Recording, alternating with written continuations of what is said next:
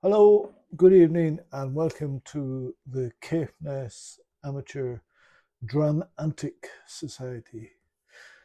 Tonight, I'm going to do a Halloween tasting. Yep, we're getting close to the witching hour, and I thought we'd look at some ghost distilleries. There are 35 ghost distilleries of Scotland, which are those distilleries which have long since disappeared from productive life, but whose whisky still exists, albeit for limited periods before the stocks eventually will run out.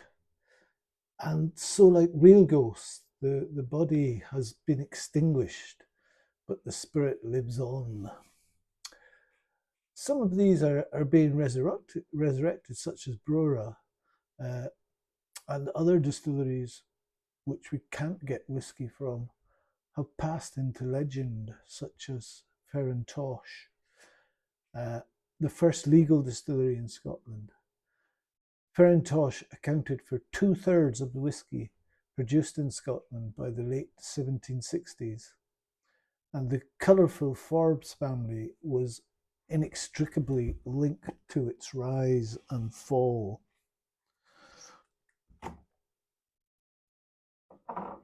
Part of the structure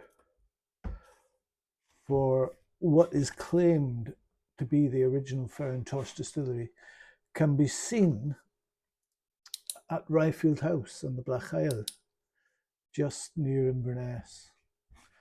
While the extensive foundations at Milkshake are still clearly visible today. By the late 1760s, two-thirds of all the legal whisky produced in Scotland came from the Tosh distilleries. In 1763, Tosh's output was 41,200 gallons, or 187,000 litres, rising to 89,700 gallons, or 407,000 litres by 1770, and 123,900 gallons, or 562,500 litres by 1780. With that growth, the parish population soared to more than 3,000, with 288 families settled and paying rent of £173, 7 shillings and 8 pence per annum, even though two-thirds of the Tosh lands were still described as rough muir. In 1782, Arthur Forbes, the seventh laird, expanded Tosh again, but this proved to be the final straw for many competing interests who lobbied for the scrapping of the privilege. The Wash Act of 1784 was the start of the unsteady modernisation of excise regulations governing the industry. And soon afterwards, the British government, yielding to the lobbyists and complainants, withdrew the privilege of Tosh once and for all.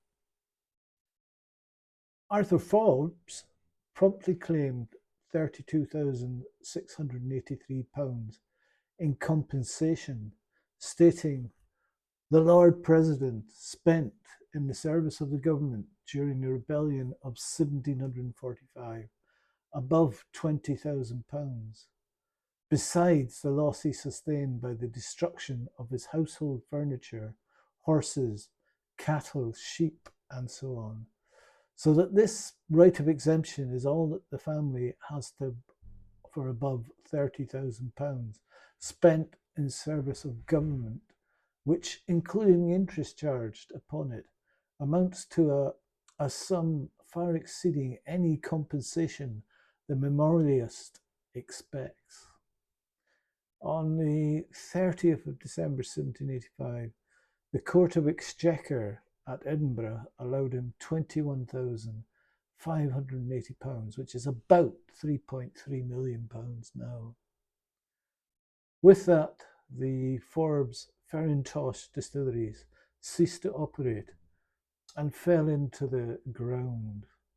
Although small-scale distillation continued in the area, with 39 legal distilleries still operating in the parish in 1791. But these were all short-lived, leaving Robert Burns to ensure that the true Farintosh would never be forgotten. The Farintosh, oh sadly lost, Scotland lament frae coast to coast. Now call it grips and barking host may kill us a'. For loyal Forbes' chartered boast is ta'en awa'. As we approach Halloween, I'm going to look at 3 distilleries that have ghosts and sample and taste one of their whiskies. While there are many stories about haunted distilleries, most of the information available is limited, lacking specific details or named sources. These legends are often brief and full of mystery. First of all, Glenrothes Distillery. There is a well-known ghost story associated with the Glenrothes Distillery. The story is about a man named Baiwa or Baiwe Makalinga, who was related to the family that used to own the Glengrant distillery located further down the village.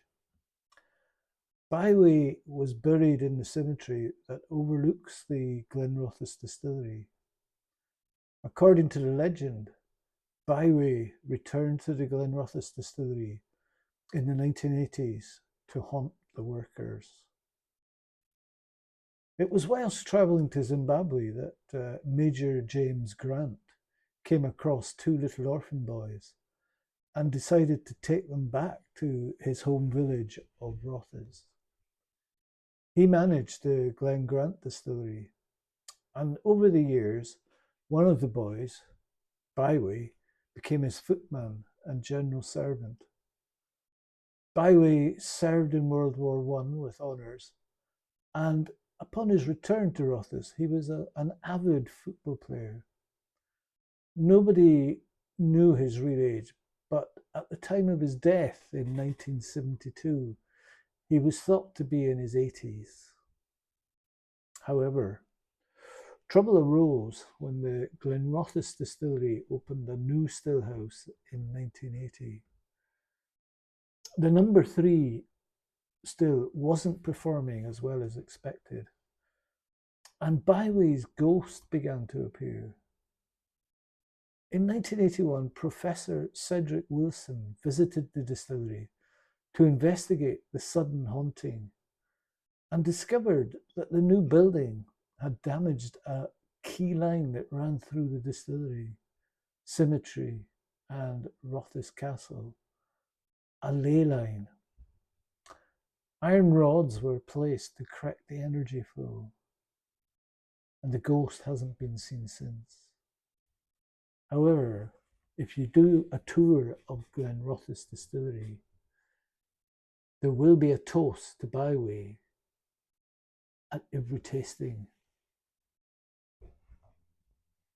So from Glenrothes, I'm going to try the Glenrothes 18-year-old, bottled at 43%. It got a shiny new redesign recently, and it now comes in a stylish bottle and purple display cask. I don't think the whiskey has actually changed yet in the 18-year-old. The one I've got is actually a nice miniature. It's a 10 cl miniature, which is double the size of a normal miniature. So that gives you a good scoop to see what the whiskey's like. And on it does say that it's a natural colour. I suspect it's chill filtered. Doesn't say anything about that on this little miniature. Does say matured only in sherry seasoned oak casks, a high proportion first fill, and bottled at natural colour. So it features this first spill sherry seasoned oak cask matured whiskey at its core. So we would expect layers of sweet spice fruit and candied fruits alongside the floral malt beneath. So let's see what we have here. The bottle is a nice shape. That's about the shape of the what was the 18-year-old until very recently. So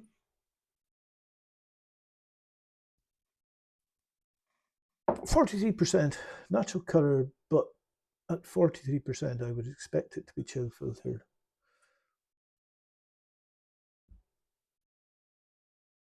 Part of the Edgerton group.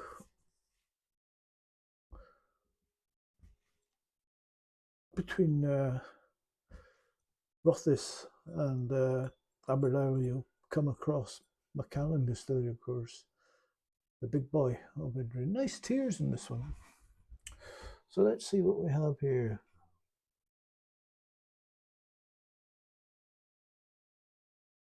And I've got lots of ripe pear and sweet vanilla pods,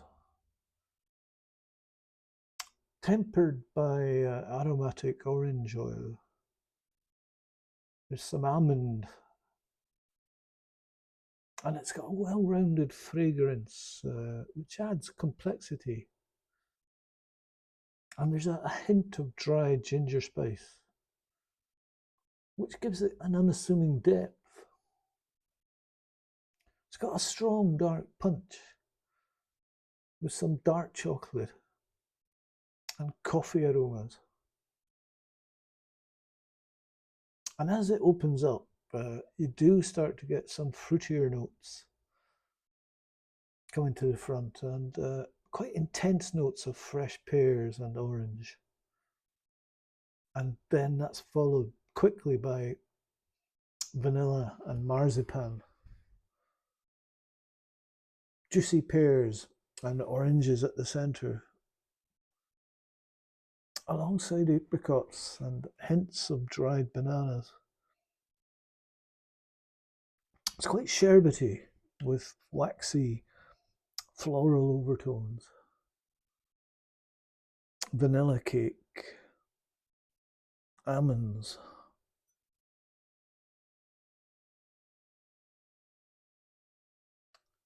herbs, and sort of moderately grassy spices like ginger and clove. It's not groundbreaking, but it's bright and appealing.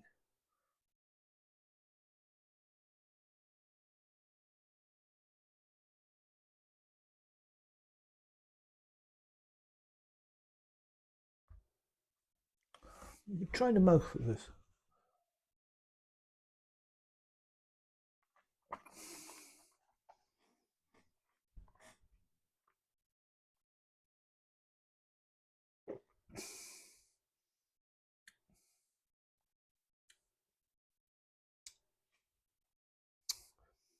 And it's got a rich and deep flavour.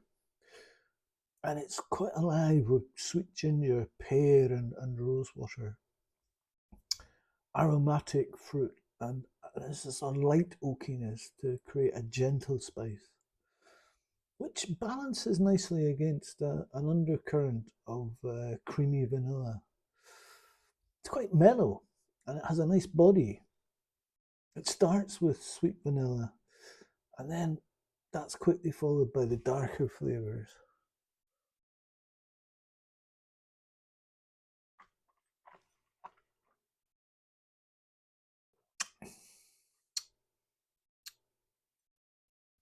There are some dark chocolate and coffee notes, and a touch of peach, pear, and orange zest.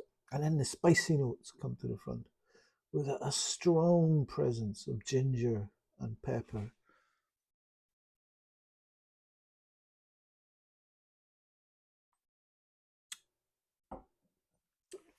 And it's a lot drier now with a more overt wood influence, clove, ginger, crushed peppercorns, and oak char. roasted nuts and leafy notes, Seville oranges and figs, mocha. But it still has the distilling markers of toffee and buttery biscuits.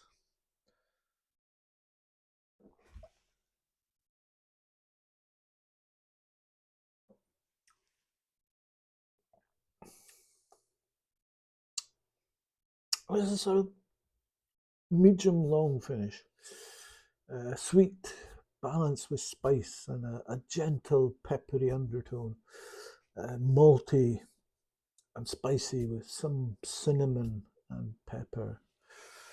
I'm going to try 5 drops of water in this.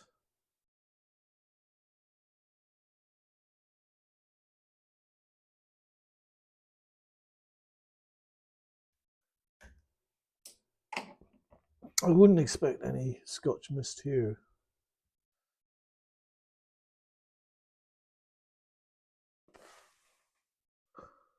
No, it's staying quite clear.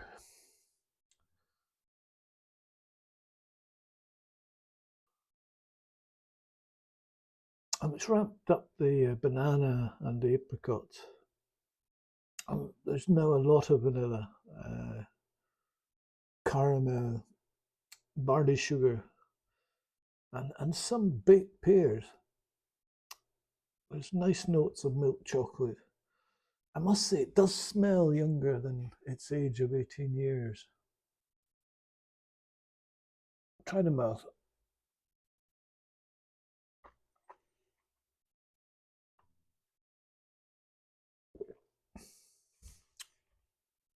And it is very sweet, with pears, oranges, honey, caramel. And it becomes a bit spicy with the ginger, white pepper, and some espresso in the background there.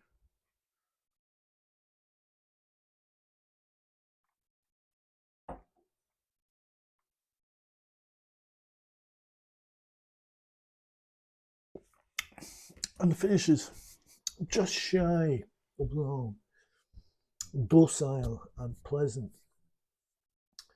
with some nuts at the death. So I think Byway could rest in peace. This is a very good example of a sherry cask focused dram.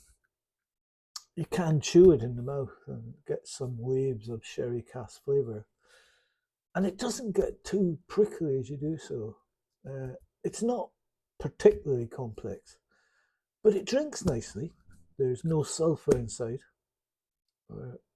But for all the time and the sherry, I expected something a bit richer in this glass. The Glenrothes is known for delicacy, but some complexity to show for the years would make this a more exciting dram. I'm going to cleanse my palate with a Stockings mini oatcake.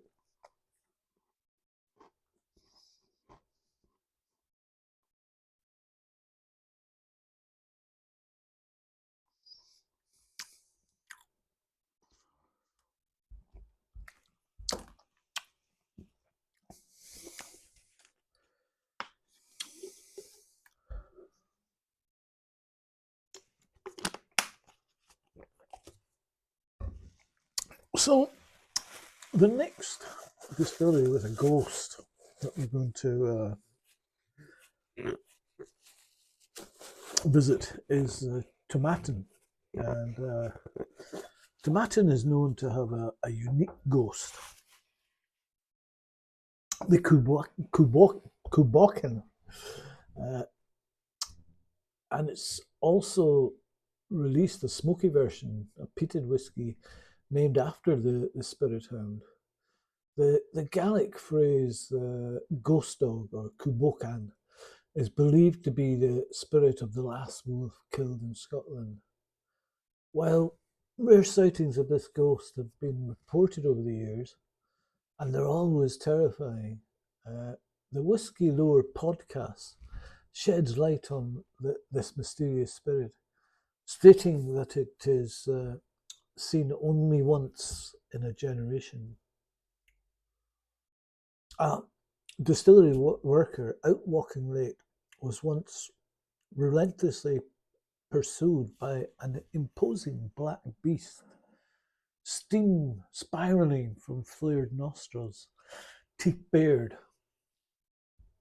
Compelled beyond all natural reason to feel the hound's dense fur, he stopped and reached out, hand trembling, only to see the ghostly spectre, Kubokan, dissolve before his eyes, leaving nothing but a vacuum of deathly silence and an inky blue cloud of smoke, soon spirited away across the peat moorland.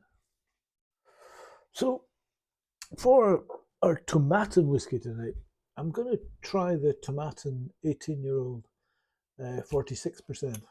I got this sample. It's nice when whiskey sales shops do little samples that you can try a whiskey. I think this one was, if you bought four, you got them for £15, four different ones, which is not a bad deal. The only thing with this one is it says on the handwritten label that they produced that it's Tomatin 18-year-old Highland malt port casks, but I've nosed it, and this is definitely not port cask. And the 18-year-old from Tomatin Distillery is finished in Spanish oak Oloroso sherry butts. On a tour of the distillery, Graham Ewanson states that while the label might state 18 years, the majority of the whiskey is much older, with an average age of around 23 years. Now, here's for some confusion. The Tomatin website states matured in traditional oak casks and first fill Oloroso sherry butts. Interweb states 15 years in ex-bourbon hoggies, followed by a minimum of 3 years in Oloroso sherry casks. Graham Ewanson is on record that at least 90% of the whiskey has been finished in sherry or fully matured in sherry, with a combination of Oloroso sherry and a small amount of Pedro Jimenez sherry. So, if we read between the lines and squint hard enough, we might be able to estimate that 80 to 85% of whiskey is 3 to 8 year finish. Around 5% of the whiskey is fully matured in sherry, and the remaining balance, approximately 10%, is 3 to 8 years old refill sherry finish. I hope you followed all. This one is immediately much darker than the Glenrothes in colour.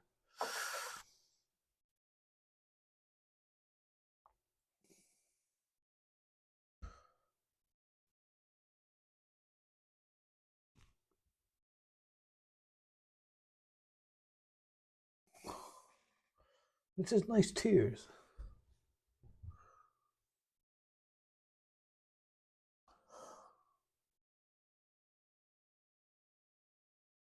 It is quite decadent, and you can nose the quality.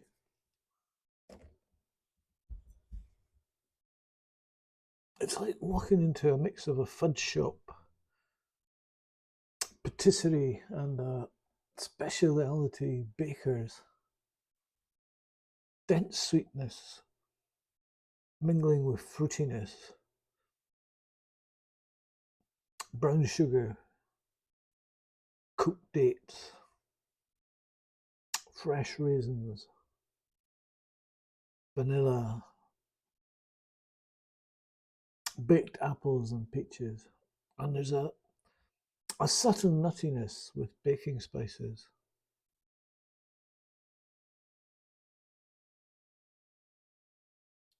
It's like raisin, butter, tarts, peach Danish, drizzled with icing, baked apple crisps, and a walnut an almond date loaf, chewy ginger biscuits, and a proper Christmas cake with candied oranges dotted throughout. You can tell this whisky has spent a significant amount of time in the sherry cask. It's not just sherry draped over a malt, but it's a rather well integrated form. We'll try them out.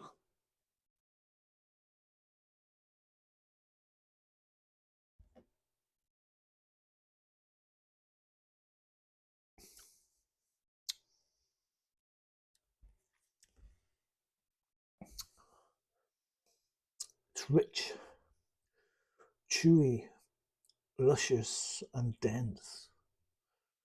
And it's what you would hope that the palate experience would be for a well aged whisky. Sticky toffee pudding, booze soaked raisins, walnuts and almonds dotted within a sweet loaf, a sort of singed orange peel and honey.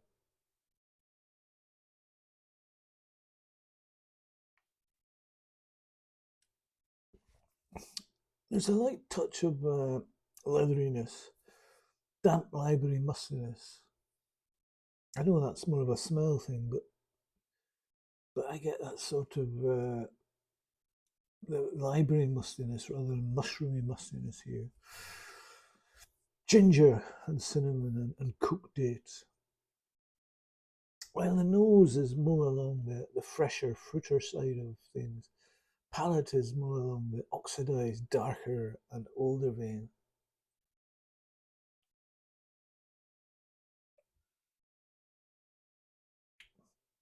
And it's only then, after a few sips, that the Tomatin's trademark fruitiness appears. Peaches and tinned apricots. It's very impressive that a dram this laden with quality sherry still retains some of the Tomatin spirit character. And that's a testament to Tomatin that this delicate balancing act is achieved. There's a certain chewiness to this that reminds me of a mix of dried fruit leather and chewy ginger snap biscuits. Well, there's a delicate oiliness there as well.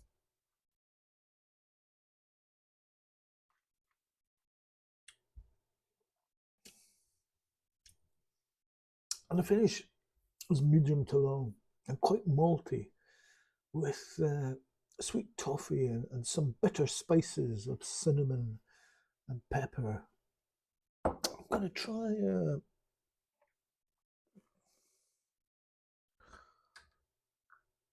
5 drops of water in this.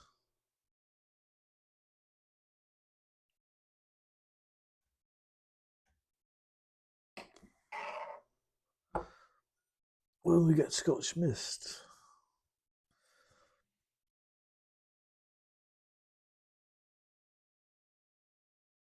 And I do believe there is a little there.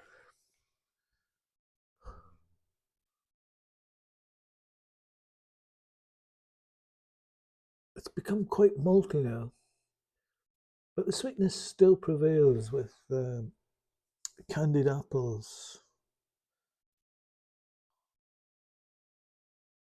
peaches, and, and dried fruits in the mix as well.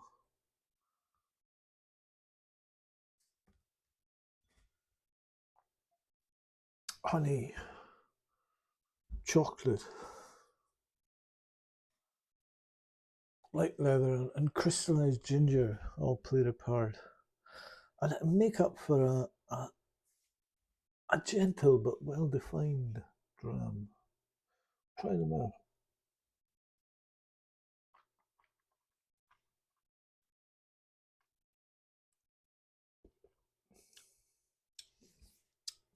And on the mouth, I get it's quite malty again,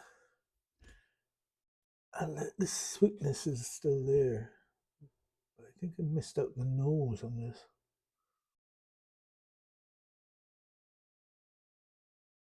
And yeah, the nose is vibrant and fresh. Baked apples, honeydew melon, butterscotch, honey and vanilla, reinforcing the sherry notes, dried fruits, raisins, leather and tobacco. But they're light, delicate and garden fresh. There's an underlying nuttiness of walnuts running throughout the whiskey. And the whole nose is very crisp and lively now. And back to the mouth.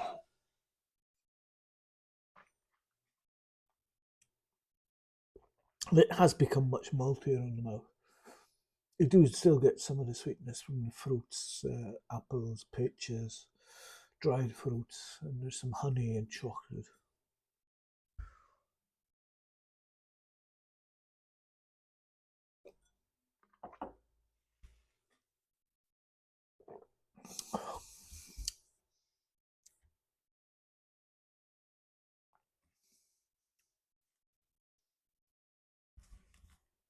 And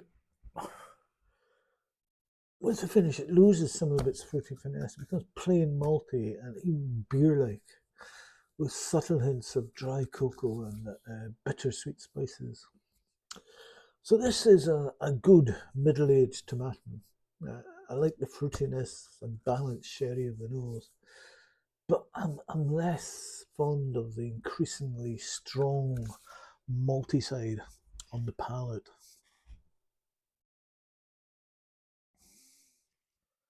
We'll cleanse our palate.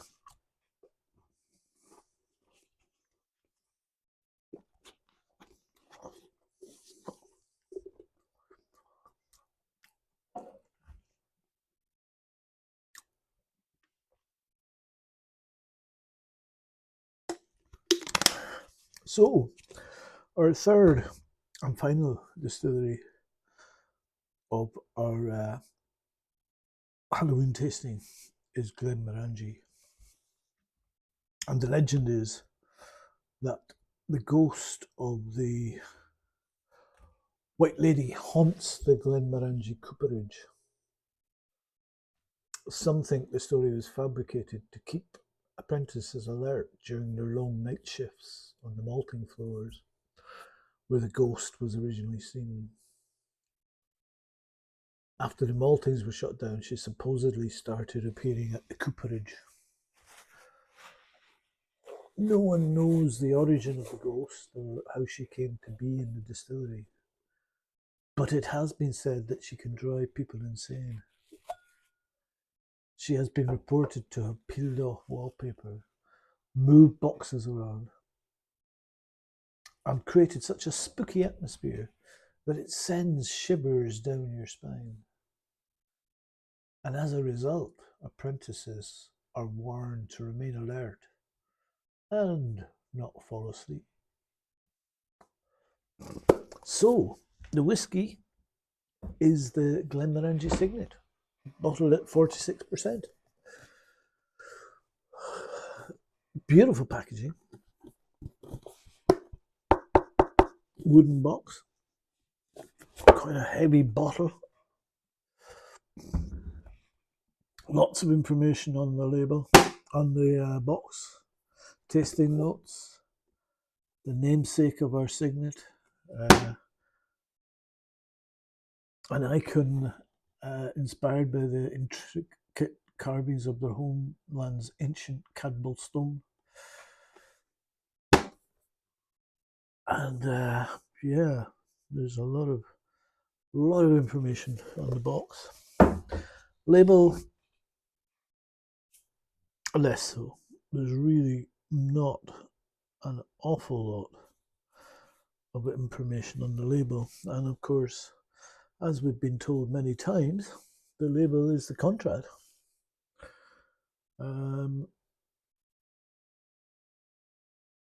So,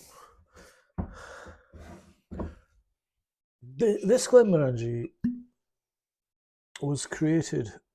It is a beautiful cork, beautiful weight in this. I think it's metal. Nice tight seal.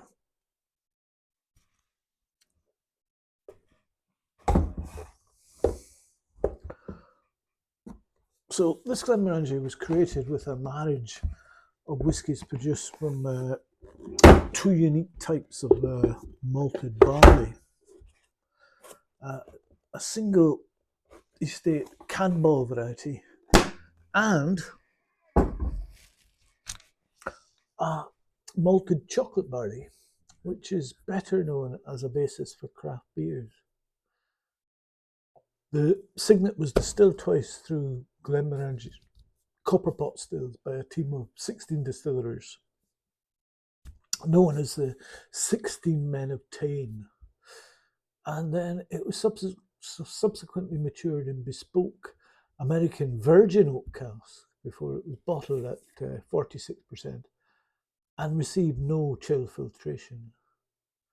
While it carries no age statement, there is said to be an element of some of the distillery's oldest and rarest stocks, ranging from 35 to 40 years old in this Highland single malt. Beautifully packaged, stunningly arranged. The Glenmorangie Signet is going to be an interesting tasting. Bill Lumsden, the Glenmorangie's master of whisky creation, describes it as the culmination of a lifetime of experimentation and innovation. And it did win Whisky of the Year in the same year as Lumsden was named Master Distiller of the Year at the 2016 International Whisky Competition. It takes its name from the ornate square design that adorns most Glenmorangie bottles, and the signet itself originated from the Hilton of Campbellstone, a Pictish artifact that dates to around the year 2000. So let's see what we have here. It is a nice colour.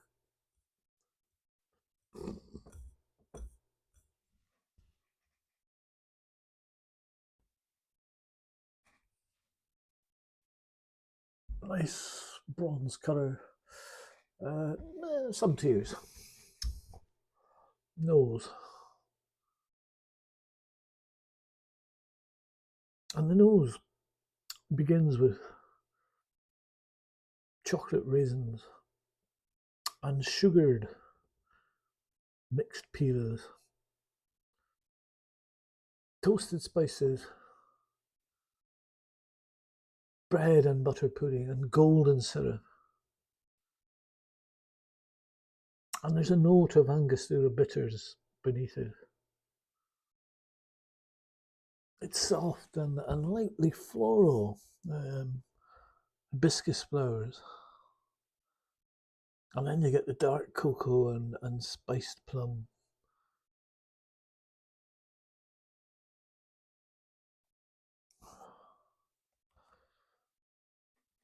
And it unfolds slowly and intriguingly.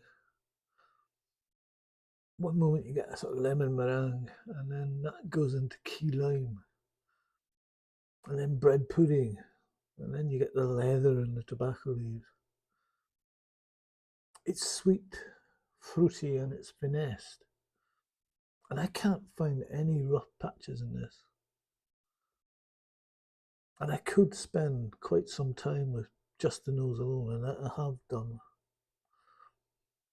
But moving on, we'll try them out.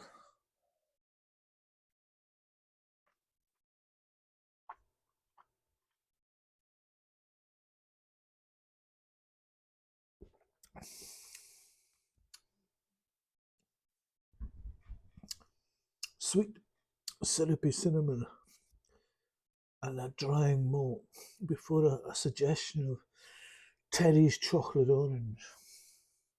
And we get a hint of lime rind and lychees and dates.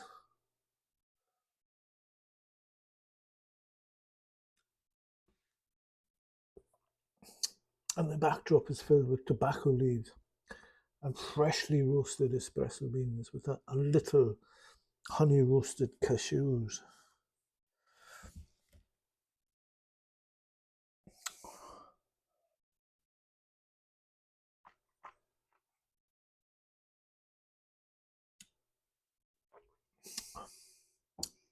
And the finish dries and becomes pleasantly rubbery, and you get a touch of truffle oil emerging. And the transition into the finish is exquisite. There's a full-bodied burn that warms like the most stubborn coals of a dying bonfire, whilst avoiding any hint of brassiness.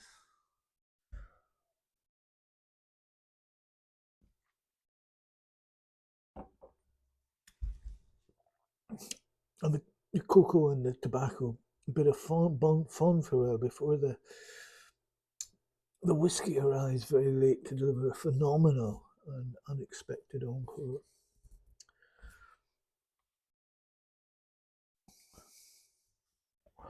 I'm going to try 5 drops of water in this.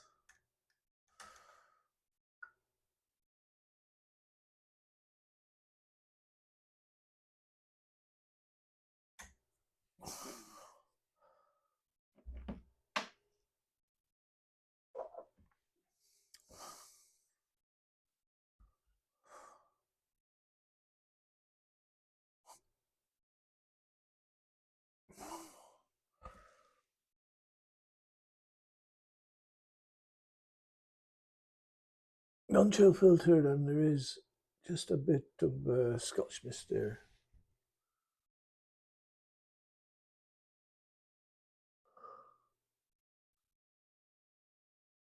And now I'm getting chocolate, coffee, and orange. And it does have some of the elements of a stout. And also a prominent waxiness and hints of spice. I think it smells very good. I'll try them out.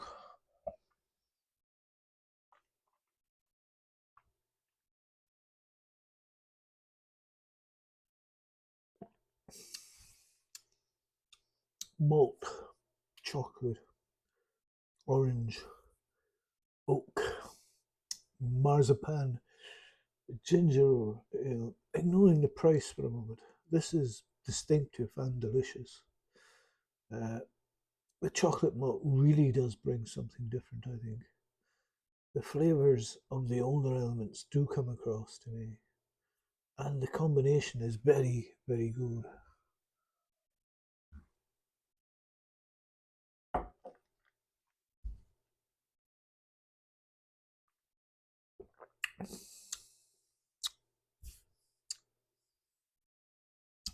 Mocha, almonds, nugget, caramel. It's almost a Snickers bar in a glass.